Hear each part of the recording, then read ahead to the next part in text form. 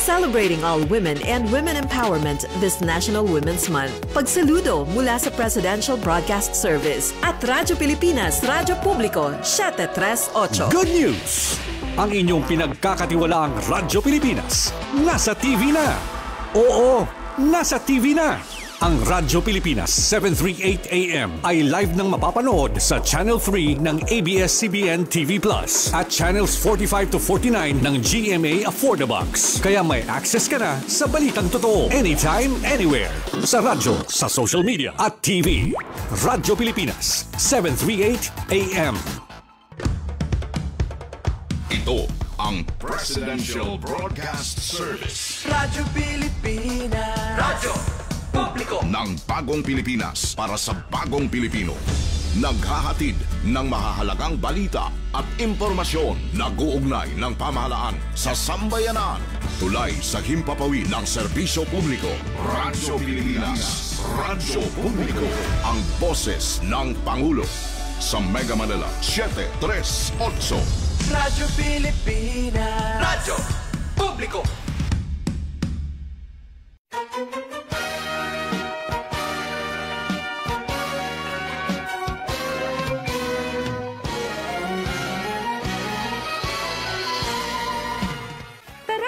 Sama na, mga latest sa larangan ng transportasyon mula sa Department of Transportation.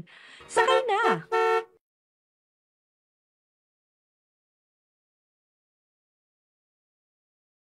Hapon, Pilipinas. Oras natin 6 na minuto, makalipas ang alas 3 ng hapon. Welcome sa another episode po ng programang Sakay Na, dito lamang sa Department of Transportation. Ito po ang bagong programa hatid sa inyo ng Kagawaran ng Transportasyon sa pamunuan po ni Secretary Vince Dizon. Ako po ang inyong lingkod, ako po si Marilyn Montaño mula po sa Communications and Commuter Affairs Office ng DOTR. At ako po hindi mag-isa dahil marami po tayo ngayon sa studio. Umpisa na sa aking kasama sa COMS. Magandang hapon, ako po si Robert De Roque Morain po sa Communications and Commuter Affairs Office ng Department of Transportation. Magandang hapon. Ayan, ngayon ay Miyerkules, March 4. Ang bilis, ano? Ramdam niyo na ba yung init? Biglang uminit, ano? Kaya dito sa ating programa ay mainit pa rin ang ating magiging talakayan tungkol sa iba't ibang programa ng kagawaran. At mapalad tayo dahil kasama natin ang isang ahensya, attached agency ng DOTR na talaga namang malaki ang ambag sa sektor ng transportasyon. So ipakilala na natin sila, Robert. Tama, kasama natin ngayong umaga, ngayong hapon, ang dalawang opisyal mula sa LTFRB. Kasama natin si Miss Joan L. Medulan. Magandang hapon po, ang Franchise and Planning Monitoring Division Chief. Magandang hapon, ma'am. Yes, good afternoon. And kasama rin po niya ang Technical Division Chief ng LTFRB, Mr. Joel Bolano. Magandang hapon, sir. Magandang hapon sa inyo at sa lahat ng mga taga-subaybay. Yeah, maraming salamat po sa pagpapaunlak sa aming imbitasyon. Marami tayong pag-uusapan ngayong araw, no. Pero dun sa mga siguro naman madami ng familiar, no, sa mandato ng LTFRB. Pag narinig yan, alam nila kung ano na yung mga ginagawa ng LTFRB. Pero dun sa mga tagapakinig natin na baka ngayon pa lang narinig, no? Ngayon pa lang nila nalaman, under pala ng DOTR ang LTFRB. Siguro una natin tanungin si Sir Joel. Ano po ba, briefly lang po, i-describe natin, ano yung mandato po ng LTFRB? Ay, salamat. Tama po yan. Marami po sa atin na minsan hindi alam po yung LTFRB, ano? Tayo po ay attached ng agency ng LTFRB. Ang aming pong mandato ay to promulgate, administer, and enforce and monitor compliance of all policies and laws and regulation of public land transportation sa ating bansa. Maraming salamat po. So yun pala yung ginagawa ng LTFRB. Pero kasi pag ako naman, ang naisip ko una, franchise. Diba? Pag sa kanila yan lahat ng mga nag-a-apply ng franchise, ng mga prangkisa, ng mga jeep, even ng mga TNVS, no, yung mga TNC sa kanila nag-a-apply.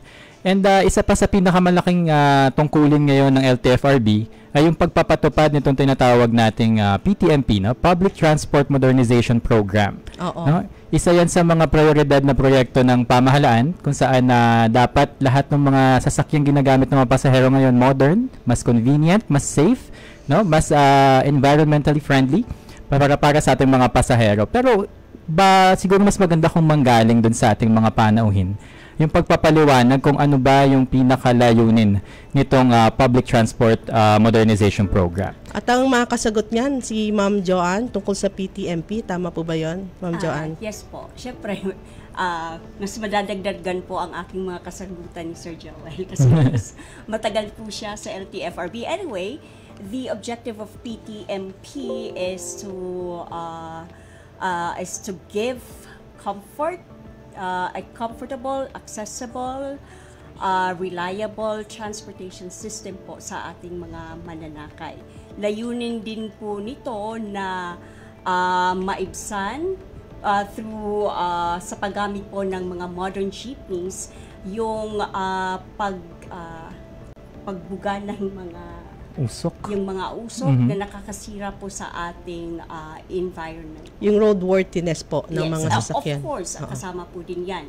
When we talk about the safety of the transportation system, isa din po yan sa tinitingnan natin, yung roadworthiness of the units po authorized to ply the routes. Ang PTMP matagal na nag-start, no? I think mga 2017 na-introduce ang PTMP sa atin, and then right now, ano na po bang status? Kasi I understand maraming components ang PTMP, right? At ang siguro pinakaunang baka natapos na rin last year, I think, ay yung consolidation ng mga modern units, no? So mga transport groups into transport cooperatives, Sir Joel, di ba? No. So ano na pong status ngayon ng PTMP, sir? The status of PTMP when it comes to industry consolidation, meron na pong more than 86% na mga operators na nakapag-consolidate na po. We're talking about the nationwide data po. Nationwide po yung data. 86%. 86, more than 86%. And then, yun po, it's a very big accomplishment po, on the part of, when we talk about this component. 86%, hindi biro marating mo yung 86%, lalo na natandaan natin, napakarami ng deadline extensions na binigay. No? How many deadlines did we implement? If I'm not mistaken, around 8 or 9 extensions po ang ganun na karami. in-extend po or naging generous po yung government po natin, yung DOTR, kasi nakikita po natin na ang kahalagahan po ng pag-consolidate ng mga individual operators into an entity, at nakikita din po natin na through the years, nung naiintindihan na po ng mga individual operators ang kahalagahan, the importance of consolidating into an entity, yun po, mas nainganyo po sila na to comply with this requirement. Ayan. Speaking of yung halaga, kasi dati itong PUVMP ang PTMP, dati nakasentro, correct me if I'm wrong, Sir Joel, nakasentro siya dun sa Public Utility Vehicle, yung PUVMP. Pero now, with the Public Transport Modernization Program, ang whole, na po ito, pasahero, yung mga road users, tama po ba, sir? Tama, hindi lang ito yung pag-modernize ng ating public transport. Lagi namin sinasama ang dalawang component nito lagi. Yung pagbabago ng ating mga sasakyan at yung sistema ng pagpapatakbo ng ating public transport. Ito yung pag-angat ng kalidad ng ating mga kababayan na drivers and operators sa larangan po ng transportasyon. Kasama rin po dito yung pong maayos na pagsakay ng ating mga riding public. Kaya this is a whole approach of public transport. 86% ang rate ng consolidation as of, I think, as we speak, 86%. Yeah, as of last extension ng April. Do we have plans to reach the 100%, or we're moving forward towards the next component of PTMP? For now po, wala naman pong directive na from the OTR, from the to reopen. Yes, we will extend, or we will have another deadline for consolidation. So after that one, we're now focusing on how to, or industry development. Dito po, in partnership with the Office of Transportation Cooperative, they are currently conducting several capacity building activities sa mga transport groups po natin. Kasama na dito yung fleet management, yung labor laws na mga trainings or seminars, orientation about the labor laws, and then I think marami pang activities. So that one, industry development, and the next one, which dito po LTFRB is actively involved, yung pagtatapos po ng LPTRP, the Local Public Transport Route Plans ng mga LGUs. Yun yung tinututukan namin. Hindi, matagal na namin tinututukan, pero mas tinututukan pa po namin ngayon. Kasi I understand they have a target by this year they have to reach I think 50% of the LPTRPs, pero siguro mas magandang pagtuunan ng pansin yung LPTRP sa pagbabalik natin, Marilyn. Yes. Oo. Kasi ito na yung parte naman bahagi ng mga local government units, di po ba, Ma'am Joanne? So hindi lang talaga DOTR, LTFRB dito sa PTMP itong programa na to, interagency ito, all in the same goal na mapabuti yung riding public, yung kanilang travel. Dahil yun naman lagi ang gusto ng Pangulo. Gusto niya na maibsan yung paghihirap ng ating mga pasahero, lalo na sa paggamit ng ating mga transport systems. Naku, unang bahagi pa lamang yan ng sakay na, pero marami na tayong pag-uusapan sa ating pagbabalik.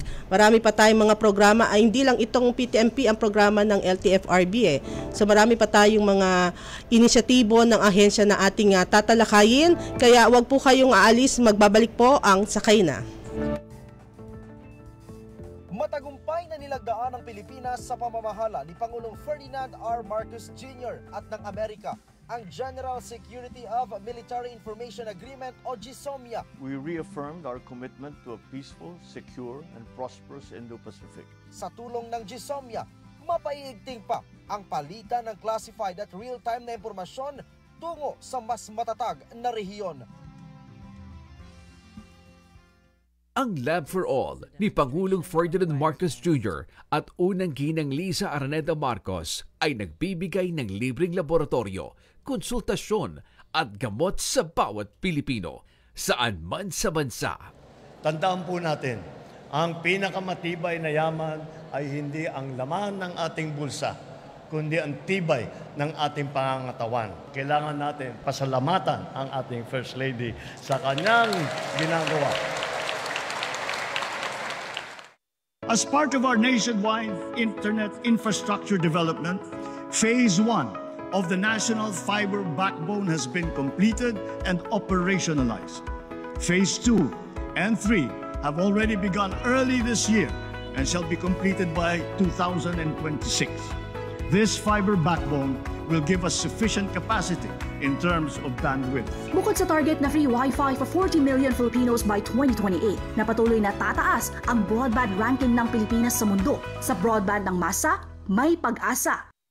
Malaki ang pasasalamat ng Philippine Economic Zone Authority o PEZA kay Pangulong Ferdinand Marcos Jr. dahil sa nagkakaisa nilang layunin na isulong ang eco-zones na panghikayat sa strategic industries at productivity-enhancing investments sa labas ng metropolitan areas. At para pasiglahin lalo ang ekonomiya sa iba't ibang rehiyon sa bansa, iniulat ng Philippine Economic Zone Authority o PEZA ang planong pag-aproba sa 30 new eco-zones ngayong 2025. Ayon kay PEZA Director General Tereso Panga. Ayon nga sa pag-aaral ng PSA, although they started with only with yung top 10 richest areas, cities, municipalities outside of Metro Manila, doon sa top 10 na pinakita nila, yung 1 to 9 LGUs are all hosting economic zones. We can see a direct correlation. The bigger the number of eco zones being hosted by an LGU, we can see din yung higher level of progress. Ang mga bagong eco zones na ito ay matatagpuan sa Calabarzon, Region 3, Cebu at Mindanao. Libu-libong trabaho ang inaasahang idudulot nito sa lokal na komunidad.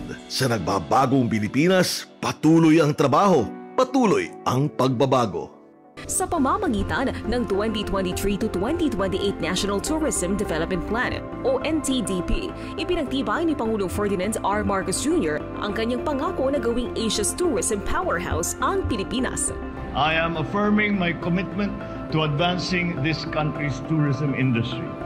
This prioritization goes deeper than merely stimulating economic activities and generating job opportunities.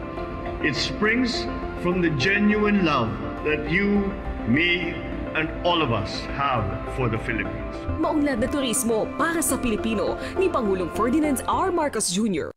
Sakay na ng Department of Transportation. Nagbabalik ang Sakay Na dito sa DOTR o ito pong programa hatid sa inyo ng Department of Transportation sa pamunuan ni Secretary Vince Dizon. Ako po si Len Montaño o Marilyn Montaño, nasabi ko tuloy ang aking nickname. Kasama Robert ko... Deroque. Oo. Ako si Robert Deroque from Communications and Commuter Affairs Office. Kasama natin ang mga panuhin mula sa LTFRB, sina Ms. Joanne L. Medulan at Sir Joel Bolano. Kanina pinag-uusapan natin yung mga benefits ng Public Transport Modernization Program. And I think one of the benefits, one of the objectives of the PTMP is to ensure na merong sapat na mga units ng jeep o ng mga sasakyan sa mga rutang sinasakyan ng mga pasahero. Tama. And malaking bagay para ma-achieve yung goal na yun ay yung pagpapatupad ng Local Public Transport Route Plan, yung LPTRP. So kanina napahapyawan ng konti, pero ngayon anong progress natin when it comes to LPTRP? Ilang percent na ng LGUs natin ang nagko-comply, ang na-approve ng ang mga plano? Okay. Out of 1,574 na LGUs, ito po yung required na magsubmit ng LPTRPs. Meron na pong nakapag-submit ng 1,186 na LGUs. So madami na. Marami po yung nakapag-submit, marami na po yung na-evaluate po natin. Marami din po yung, syempre, when we evaluate, may makikita tayong kulang problema pa. So, marami din po yung binalik natin sa LGU para i-revise nila based on our evaluation. Ano po bang significance nung itong LPTRP? Ano po ang purpose dito? Bakit ito yung component na ito? Okay. So, LPTRP being one of the component of PTMP is, this is a plan which dinidetalye po niya yung route network, yung route network, kung ano po yung sasakyan, kung ano po o kung ilan po yung sasakyan na dapat tatakbo within their jurisdiction. Sinasabi po na ang LGU, ang mga local government units, they have or they are in the best position to determine the needs of their constituents. Hence, binibigyan po sila ng opportunity to craft their own route plan. So, yun po ang nakapaloob sa LPTRP po nila. Kasi LGU talaga nakakaalam di ba? Kung itong ruta na to maraming pasaherong dumadaan dyan, itong ruta na to wala namang ganong pasahero. Ito yung programa, aayusin yung sistema dyan para hindi yung may ruta na maraming pasahero, walang sasakyan, may ruta naman na maraming sasakyan pero konti ang pasahero. So maganda talaga yung programang PTMP. At naka 1,100 plus na LGUs na nakapag-submit, pero may mga, ang na-approve po ay ilan? Meron ng 222 na approved LPTRPs. At we're just talking about those na meron kasing mga LPTRPs dahil ang LGU nila or jurisdiction nila ay hindi pa ganun ka progresibo, kaya hindi pa kailangan ng ruta. Wala muna silang pinopropose na ruta. Pero so pwede yun. Despite that one, nagsabit pa rin po sila. Ang binibigay po natin ay parang special notice of compliance. Meaning, nag-comply po sila sa directive na mag-submit ng kanilang LPTRP. So, 222 po, ito po talaga yung LPTRPs na may mga ruta ng kasama. And then, I just don't have the numbers, pero meron po tayong binigyan na rin po or approved na rin po, pero special notice of compliance po. When we say, ma'am, na approved na, so may 200 plus LGUs na approved na yung plans nila, do they implement it right away o may mga pagdadaanan pa silang steps? Kailangan po nilang itong sinasabi nating approved na, meaning they already adopted the approved plans or routes through an ordinance. Okay. So magde-deploy na ba sila ng mga units based on the approved plans? Based po sa kung ano po yung nakapaloob sa LPTRP na ito lang po yung fleet size, ito yung number of units na dapat tatakbo sa mga ruta na identified na. So, yun na po yung susundin sa LGU. Meticulous process kung paano nila ini-evaluate siguro yung mga sinasubmit na plans. And 1,100 ang nag-submit pero ganun pa lang yung na-approve. So, ibig sabihin, talagang pinag-aaralan yung mga plano na sinasubmit ng mga LGU. Bottom line, ang importante doon, ang mahalaga doon, tuloy-tuloy yung programa, yung implementasyon ng programa at ang common goal talaga dyan, mabago yung sistema ng public transportation at talagang yung kapakanan ng mga pasahero and of course yung mga transport workers, hindi po pa yung mga drivers, operators at conductors. So tuloy-tuloy yan, continuity yan, sabi ni Secretary Vince Dizon, di ba, sa mga programa ng DOTR, katuwang ating mga attached agencies. Balikan natin yung nabanggit natin itong LTFRB. Siyempre hindi lang naman PTMP ang programa niyan eh. So Sir Joel, ibahagi nyo nga sa amin ano po ba yung mga iba pang accomplishment ng inyong ahensya? Okay, bukod doon sa PTMP na ito ang aming pinakamalaking non-infrastructure project na LTFRB at ng DOTR, kaakibat po dito kasama rin po yung tinatawag natin service contracting program, mayroon din po tayong fuel subsidy program at ongoing din po ang paggagawa po ng IT component po natin sa ating transaksyon sa LTFRB. So, yun po, napakadami yung program ng LTFRB sa ngayon. So, napakalaking development to sa LTFRB. Ano nang pa ba itong service contracting program at saka itong fuel subsidy? Sino yung mga pwedeng magbenepisyo? Paano ba ito ma-avail ng mga qualified na beneficiaries? Alam mo itong service contracting, masimula ko sa service contracting or yung SCP, ay nagsimula ito during pandemic. Ito yung bayanihan na law na nilabas po at that time para po matulungan yung ating public transport sector at alam natin ito yung pinakamalaking affected at that time kaya nagkaroon po ng service contracting, nagkaroon po ng free rides tayo noon at binabayaran po ng ating pamahalaan yung bawat kilometro na binabiyahe nila.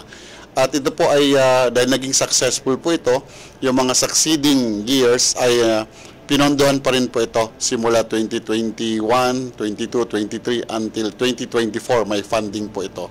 So ito po ay may dalawang klaseng kontrata. Yung po tinatawag natin na gross contracting, ito po yung tinatawag na free ride. Yung buong operation ng ating public transport sa isang ruta ay binabayaran per kilometer yon. Walang ibabayad din po yung ating mga pasahero. Yung pong net contracting, ito po yung ginagawa natin sa ngayon at yung mga nakaraang taon. For the last 2 years, net contracting tayo. Yung pong mga public transport natin na kasama ay mayroon pa rin silang fare box. Pero on top of the fare box, binabayaran din sila ng ating government, parang subsidy siya, every kilometer trip nila para po madagdagan yung kailang kikitain. At dahil din dito, magbe-benefit din po yung ating mga pasahero kasi meron tayong available anytime kasi bayad siya sa bawat pabiyahin niyang kilometro. Saan po diretso ang bayad niyan, sir? Doon sa operator nila o sa driver mismo? Sa ngayon po, sa net contracting, unlike yung bayanihan kasama po yung driver, kaya yung bayad natin noon ay kasama po yung mga drivers. Ito po ay diretso po ito sa operator. Ang kakontrata po ng LTFRB ay yung operator itself o yun namang operator ay kasama niya na po yung driver ko doon.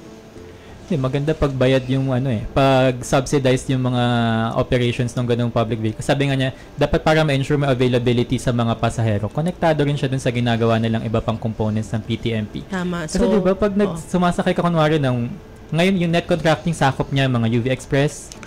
Ang beneficiaries natin ito since nung last year at two times na nating sinasama lagi ay ang UV Express tsaka yung ating mga PUJ, both modern tsaka traditional. Pero before, kasama po ang buses. Sa ngayon po, at dahil ito yung nandoon sa ating modernization din para matulungan din yung kanila pong implementasyon para doon sa pag-modernize ng kanilang mga operation.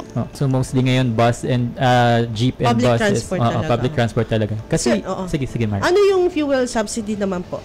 Yung fuel subsidy naman po ay again for several years din ay in-implement din ito ng LTFRB. Pinopondahan po ito rin ng ating pamahalaan through DIGA.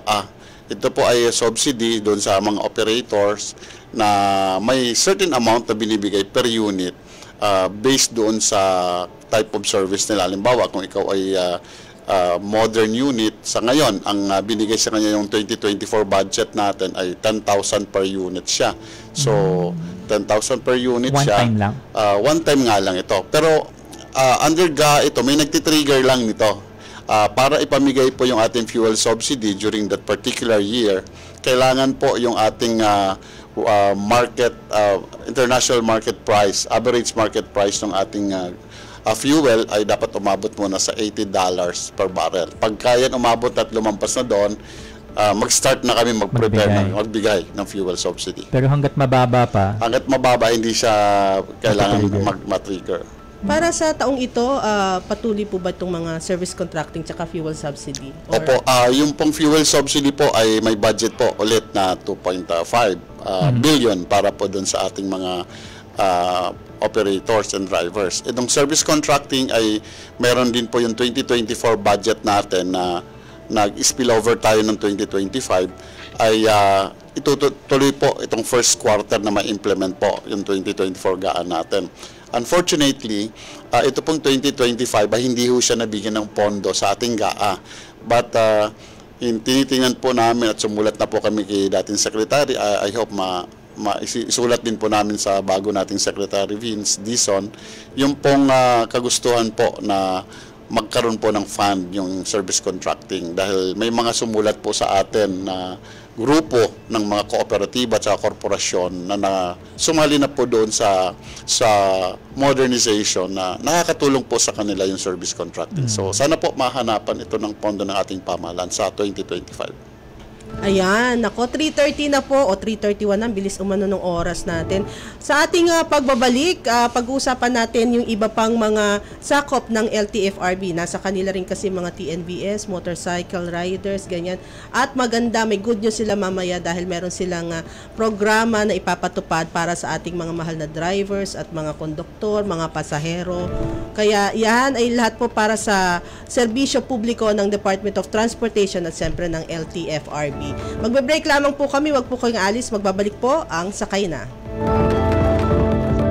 Handog ni Presidente Ferdinand Marcos Jr. ang bago at modernong sasakyan sa Subic Bay Metropolitan Authority na handang umagapay sa mga mamamayang Pilipino. Sa halagang 73.5 million pesos ay nakamit ng SBMA ang 44 na bagong sasakyan upang mas maging epektibo ang pagseserbisyo at ligtas ang komunidad ng Subic Bay. Sa ngayon, ang ginagawa lang natin, tiyakin lang natin na safe ang ating mga sasakyan, na hindi malalagay sa alanganin ang mga pasahero at mga commuter. Sa pamahalang Marcos, ang bagong Pilipinas nakikita na sa nagbabagong Pilipinas. Patuloy ang trabaho, patuloy ang pagbabago. Dahil sa mga bagong kalsada, ang mga likas na yaman ng mga lalawigan ay madali nang mapupuntahan. Dahil sa Tourism Road Infrastructure Program o TRIP ng Marcos Jr. Administration at ng Department of Tourism sa pakikipagtulungan ng Department of Public Works and Highways, mas madali nang mararating ang mga tourist destination gaya ng 100 Islands, mga dalampasigan at waterfalls sa Pangasinan, ang tinaguriang Land of Beauty and Promise. To boost our tourism industry, we will first and foremost make basic developments such as road improvements for easier access to tourism spots. Sa gitna ng mga pandaigdigang hamon, tumitindig ang Pilipinas bilang simbolo ng malasakit. Kinikilala ang Philippine Emergency Medical Assistance Teams o PEMAT sa kahusayan at kahandaan sa pagtugon sa mga kalamidad. Ang PEMAT ay laging handang maglingkod dahil bawat buhay ay mahalaga. Sa kabila ng tumataas sa tensyon sa West Philippine Sea, naisagawa pa rin ang mga regular na rotation and resupply o remission ng Armed Forces of the Philippines. We are in the business of protecting our territorial imperatives. We are insisting on exercising our sovereign rights. Parte din ito ang pagpapakitang halaga ng administrasyon sa pangunahing pamumuhay ng mga mangingisdang Pilipino sa West Philippine Sea. Katuwang naman dito ang BIFAR at PCG. Alam mo ba na ang Pilipinas ay mayroong 654 kilometers na protected bike lanes? At layo ni Pangulong Ferdinand R. Marcos Jr. at ng DOTR na gawing 2,400 kilometers ito bago mag-2028. One of the keys to continuing economic growth is infrastructure development. Physical connectivity infrastructure such as roads and bridges, seaports, airports, mass transport account for 83% of this program. Asahan ang malalaking pagbabago sa sektor ng transportasyon sa bansa sa ilalim ng Bagong Pilipinas. Tara, sama na, sakay na. Hatid sa inyo. At nagbabalik ang Sakay Na. Ito ang programang hatid ng Department of Transportation. 3:34 na po tayo. Bago natin ibalik sa ating mga panauhin mula sa LTFRB, magbibigay daan muna tayo sa traffic report ng kasamahan natin mula dyan sa Department of Transportation. Pasok, JC. Ay, good afternoon po sa inyo. Ma'am Marilyn at sa inyo, Sir Robert, at sa inyo mga paunuhing pagdagal po dyan sa DOTR Sakay Na. Ang ating transportation update, simulan po natin dito sa Maya EDSA Bus Rehabilitation. Magsasagawa ng major rehabilitation ng DPWH sa EDSA, kasunod ng inaasahang malaking rehabilitasyon at pag-upgrade ng EDSA. By the end of March, magsisimula ng rehabilitasyon sa northbound portion ng EDSA mula Quezon City, Caloocan boundary hanggang Monumento. Tiniyak ng Department of Transportation na mananatiling operational ang EDSA bus carousel, gayunpaman, pansamantala itong inilipas sa katabing lane, habang ang mga EDSA bus station ay mananatiling bukas para sa mga commuter. Kapag ang mga saradong bahagi mula sa unang lane ay ganap ng na-rehabilitate, ang bahagi ng EDSA bus lane ay ibabalik sa original nitong lane upang i-accommodate ang mga regular na operasyon nito. At dumamanawan po tayo sa PNR train schedule. Anunsyo sa ating mananakay ng PNR. Kaninang umaga, naglulabas ang PNR ng mga biyahe sa mga sumusunod na ruta. Lucena to Calamba, mula alas 5 ng madaling araw po yan, Legazpi to Naga, 4:49 a.m., Naga to Sipomot, 5:20 a.m. hanggang 10:40 a.m. At Sipomot to Naga naman po yan na 6:50 a.m. Kung walang oras at ruta ng biyahe, maaari ito ay kanselado o kaya naman ay pansamantalang suspendido. At para sa katuloy na sesyon at reklamo, maaari po kayong tumawag sa DOTR Commuter Hotline sa numero 0920-964-3687. At maaari rin po kayong tumuha sa aming email address mula sa public assistance at dotr.gov.ph. At yan po muna ang latest transportation update. Ako si JC Santo Domingo, serbisyong garantisado, always on the go. Thank you very much, JC Santo Domingo. Kasama natin yan sa DOTR SAIC. Nagbabalik tayo dito sa ating mga panauhin sa LTFRB, si Ma'am Joanne at si Sir Joel. Balikan natin kasi may mga natatanggap tayong mga tanong, komento mula sa Facebook page. Una ng tanong mula kay Jackson Enad. Ayan. Tuloy po bang service contracting? Nabanggit ni Sir Joel, tuloy ito, no? I-elaborate lang natin, sir. Opo, tama po yun. Yung service contracting ay mayroon po tayo naka-pending na implementation. Anytime itong first quarter ay may implement po natin to. Ito po yung 2024 GAAPA na ngayon po lang ma-implement ng first quarter. Paano po yung proseso niyan? Kailangan mag-apply? Paano po? Yung pong mga target beneficiaries natin at ito po ay kasama ang buong regions natin yung sa buong Pilipinas ay pupunta lang po sa LTFRB kung kasama sila doon sa mga beneficiaries. Kasi may target naman po tayo dito. So pagkasali po sila ay mayroon po mga requirements na kailangan po tayong kailangan silang i-submit sa LTFRB. Siguro maganda i-bisitahin yung inyong Facebook page din dahil nandun yung mga anunsyo. Correct. Bukod po dyan sa aming mga social media account ay mas maganda kung mapupuntahan po nila ang aming mga opisina sa ating mga regional offices sa buong Pilipinas. Lahat po ng regions po ay meron po kaming opisina. Magandang balita yan, Robert, sa ating mga operator, mga driver, tsaka yung iba pang transport workers kasi malaking tulong itong service contracting program. At meron pa nga isang programa na nabanggit din kanina, yung fuel subsidy program. Pwede ba mag-apply doon both? Well, tama. Iba hong programa yung fuel subsidy, iba rin yung service contracting. Ang maganda dito sa fuel subsidy, halos lahat ng type of service ay kasama. Magkakaiba lang ho yung amount na binibigay po ng subsidy na ito. Hindi siya pare-pareho. Pero sa fuel subsidy, sir, paano ako makakapag-apply? As a fuel subsidy ay sinusubmit po sa central office ng LTFRB yung mga pangalan ng mga qualified beneficiaries. So yung iba po na dati ng qualified pa noon ay sila pa rin naman kasi may mga card. Pero ang ginagawa, binavalidate po ng mga regional office natin ito.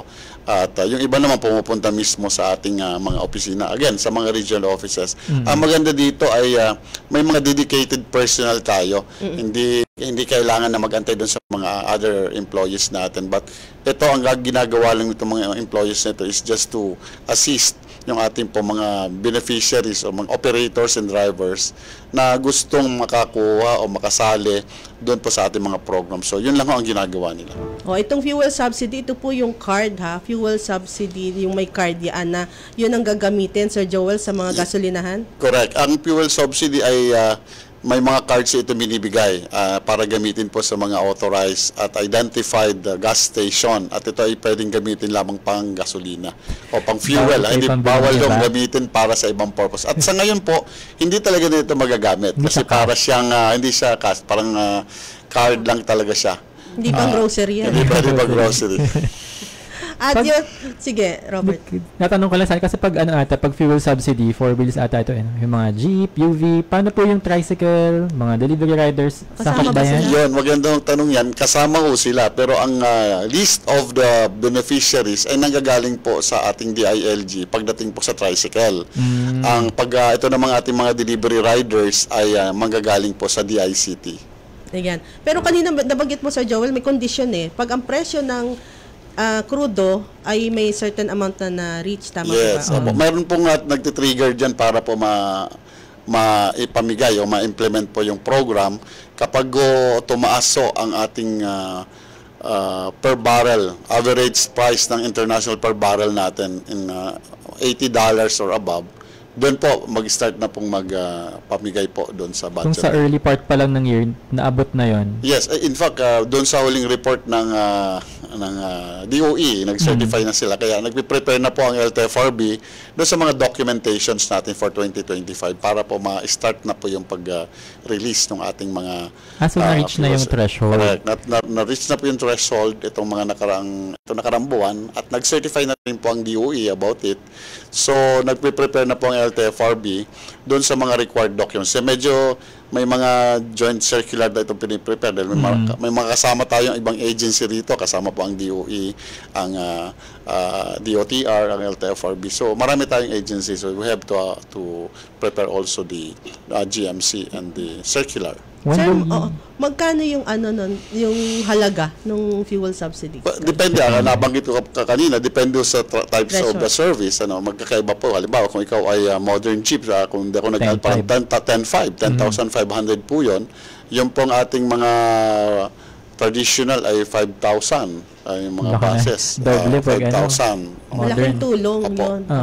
Pero kailan namin expect, sir? Kung halimbawang ako, meron akong modern Jeep at nag-apply ako ng fuel subsidy, earlier this year na-trigger na yung threshold na per barrel na price, kailan ko kaya expect yung subsidy?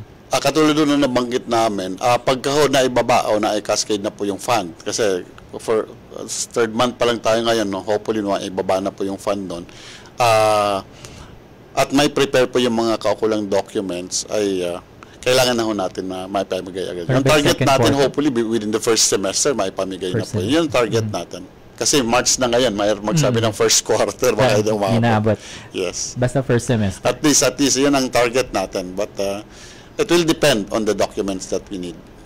Ayan. Nakaantaba yung mga natin, mga drivers and kasi operators. Kasi baka kumbaga yung ating sentro, focus mga pasahero. Siyempre, yung kapakanan din ng ating mga drivers, conductor, mga operator, talagang inaasikaso rin yan ng ahensya. Kailangan i-balance, yung welfare ng pasahero, pati ng mga driver. And speaking of, isa pa to kailangan balansehin din kasi may mga petisyon na itaas yung pamasahe naman ng jeep. Oo nga. No? Currently, ang ating minimum fare ay 13 pesos, di ba? Dito, at sa first 4 kilometers.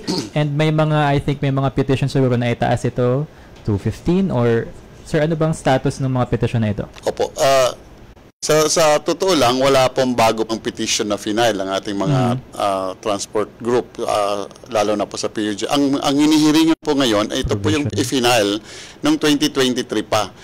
If you remember, last 2023, nag-file po yung ating mga jeepney operators and drivers nung increase of fare. At that time, mataas talaga, more than 60 pesos yung fuel natin, no, yung crudo.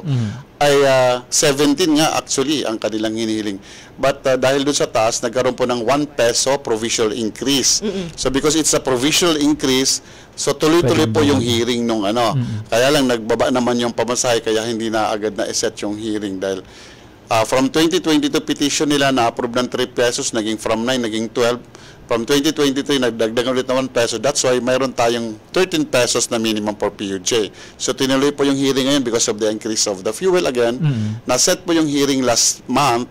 At ang directive po ng ating board doon sa ating mga petitioners is to submit an updated position paper. Kasi titingnan kung ano ba talaga yung, sa ngayon, pag panahon, ano na yung position nila doon sa kanilang pending petition. Yun pa rin ba o may bago na po silang hinihingi? So pag-aaralan pa rin yan ng LTFRB. At syempre, yung sabi mo, babalansihin pa. Kung magtatas ng pamasahe, paano naman yung mga pasahero natin? Baka sila naman yung mag-shoulder. Balikan natin yung PTMP. Ito, Ma'am Joanne, para sa iyo to. Bago tayo mag-break. Merong tanong si Rodolfo Lim Garcia II. Ayan. Sana yung mga nag-apply ng route modification na nakakomply na sa PTMP, mai-consider ng FPMT. 2 years ng application namin until na wala pa rin nangyayari. Ma'am Joanne. Yes po. Ang sagot po dyan, Sir Rodolfo, I hope you'll understand. In transportation planning, hindi lang po dahil nag-comply po kayo sa component ng isang programa, nag-comply sa PTMP, ay automatic po yung approval ng request ninyo po to modify your route. In transportation planning, marami pong technical parameters that FPMD is considering, yung Franchise Planning and Monitoring Division po. Dapat po makapasa po sila sa mga technical parameters na ito. Unang-una, the passenger demand, route connectivity, yung service, level of service, yung ano pa yung overlap analysis. Pinaka-importante po talaga, especially pag modify, ano po yung ibang denomination na matatamaan ninyo, ano po yung ibang ruta na matatamaan ninyo.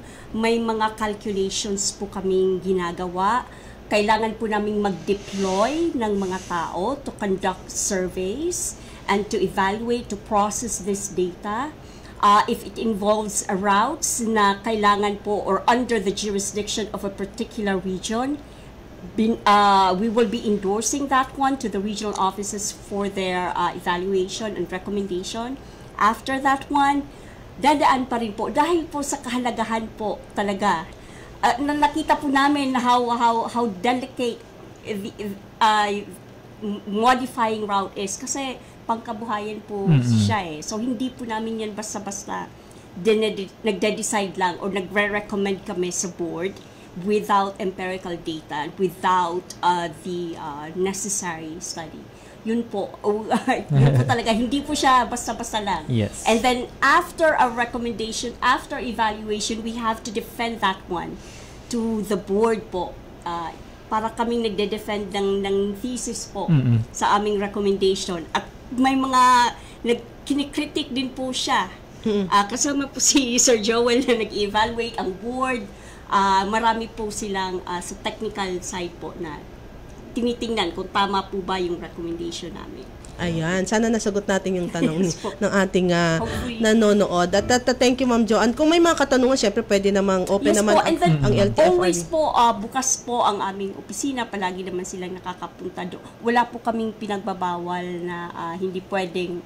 Pag andun po kami, may pwede po silang magpunta doon, magtanong kung ano na po yung status sa kanilang request. Ayan, kailangan nating mag-break uli para bigyan daan naman yung mga accomplishments naman ng administrasyon ni Pangulong Marcos. Sa ating pagbabalik, ito na yung magandang balita ng LTFRB at yung kanilang mga preparasyon kasi malapit ng Holy Week. Ngayon ay Ash Wednesday, Robert, di ba? Yes. So, aalamin natin yan. Kaya at Women's Month ngayon, baka may mga activity sila para sa ating mga kababaihan. Lahat ng yan sa pagbabalik ng Sakay Na. Welcome to the new Clark City Airport, the gateway to a new era of travel, business, and opportunity in the Philippines. In terms of infrastructure, we have the Clark International Airport, which is the second gateway here in the island of Luzon, which has won recently numerous awards for being the most efficient, most beautifully designed airport. Ang New Clark City Airport ay isang world-class airport na matatagpuan sa New Clark City. Isang airport na dinisenyo upang mapabilis at mas efficient ang biyahe ng bawat pasahero. Hatid ng Administrasyong Marcos Jr. Sa nagbabagong Pilipinas, patuloy ang trabaho, patuloy ang pagbabago. Mas matitibay na paaralan na kaya ang bagyo at lindol.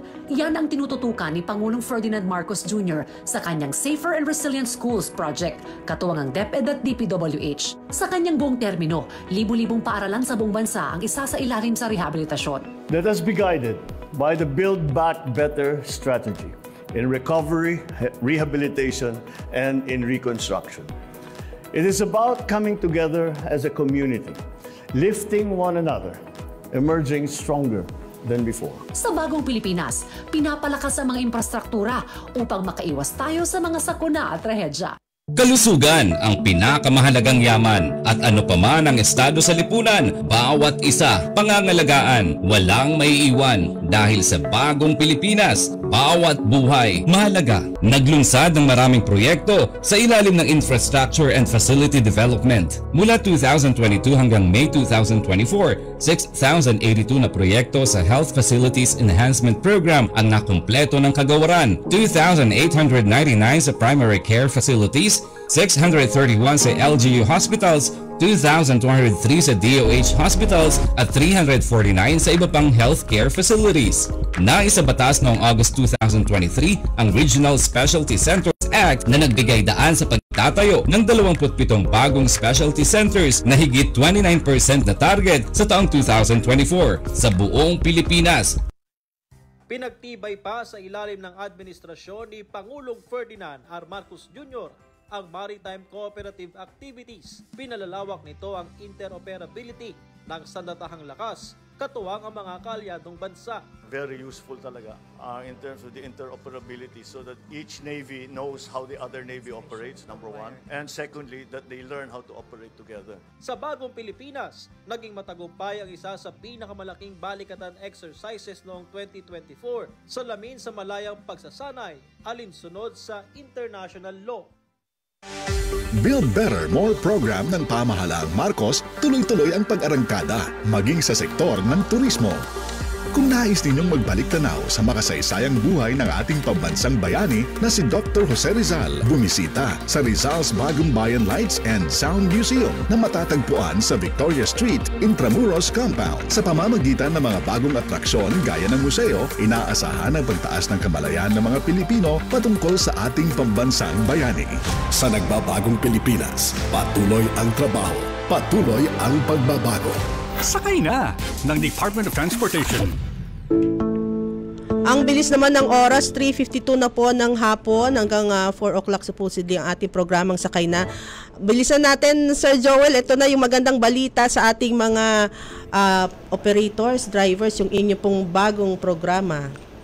Yes, yung ating pong LTFRB sa pamamagitan po ng ating DOTR ay naglabas po ng Department Order 2024-07 at naglabas din ng Circular 2024-040 na mag-create po ng ating drivers and conductors sa academy para po doon sa ating public transport driver lang, land transport drivers lang po ito. At ang approach po ng LTFRB nito ay more on the attitude and behavior ng ating mga drivers, yung pong cognitive nila, yung mayroon pong psychological profiling din po ito, at kung paano mag-respond doon sa mga first aid, yung mga emergency during operation, kasama na rin po yung pag-handle ng mga passengers at mga cargos. Kasama ho dito. So iba ho ang approach dito, baka magtanong, baka sabihin mayroon na sa LTO.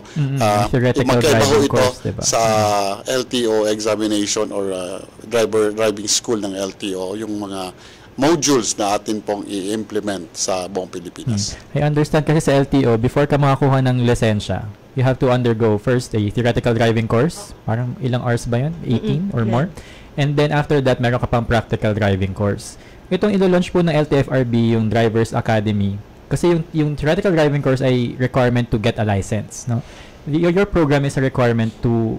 Ito naman program natin sa LTFRB. Aside from, we have to educate our public transport driver because, number one, ang dinadala po nito sa pag-operate is passengers. At marami ito, hindi isa, lalo na pag-bus. Ano po? Buhay po ng tao. So we have to make sure na knowledgeable yung driver natin when it comes to mga laws natin, policies, at yung pong paano mag-respond dun sa mga emergencies.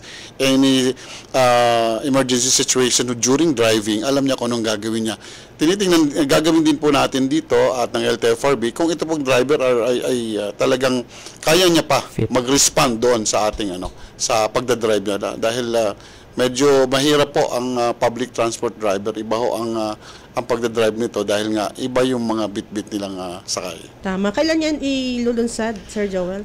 Doon po sa ating circular ay may pilot study muna ito sa NCR. Hopefully by before the end of the year ay makapag-pilot po sa NCR dahil may IT component ito para sigurado talagang nandoon. May IT component ito na more on online siya pagdating doon sa school para ho nakikita natin na nandoon talaga yung ating mga participants o yung mga drivers sa driving school.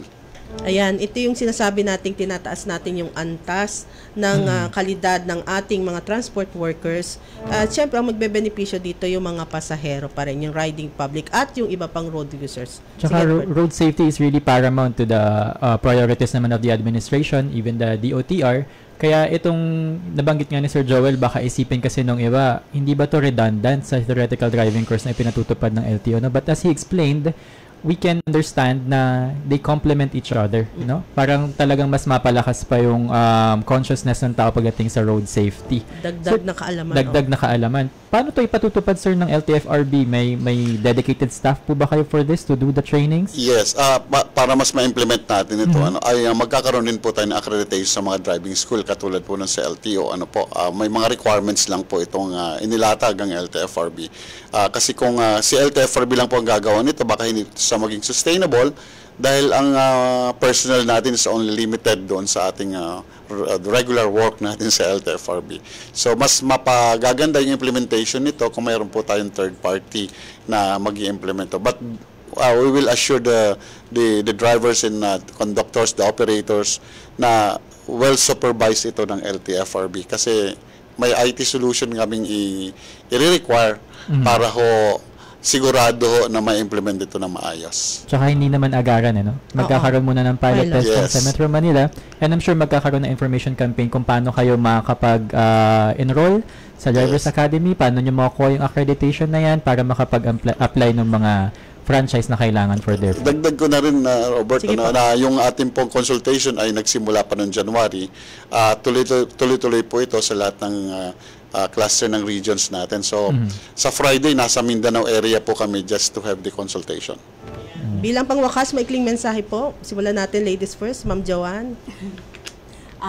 Maraming salamat for giving us an opportunity to explain further the importance of PTMP.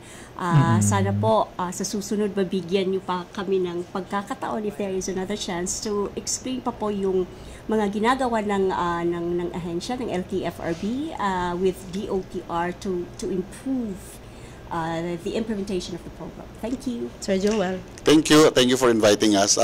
Lagi namin sinasabi there is no perfect program.